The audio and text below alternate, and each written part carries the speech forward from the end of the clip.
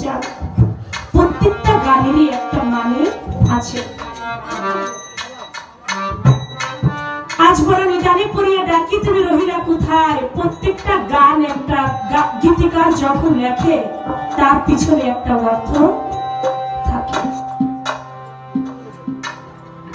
আপনারা জানেন শেখ শিবলি আলাইহিস সালাম তার একজন ভক্ত ছিল যার নাম ছিল কাশেম। শিবলি আলাইহিস সালাম একদিন বলতে লাগে শত শত ভক্তরা দরবারে। এমন সময় শিবলি আলাইহিস সালাম বলে আজকে তো আমার ওরসের সময়, আজকে ওরসের শেষ দিন। তোমরা যারা আমার দরবারে আসছো তোমাদের কাছে একটা প্রশ্ন করতে চাই। বলে বলেন দয়াল কি প্রশ্ন? বলে তোমরা আমার দরবারে যারা আসছো তারা কি কেউ আল্লাহরে দেখছো?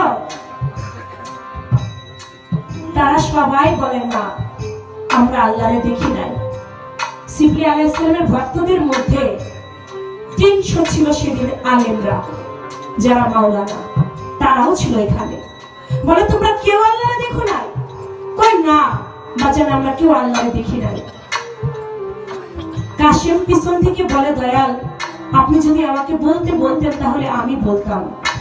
বলে বলো। বলে আমি আমার আল্লাহরে দেখেছি,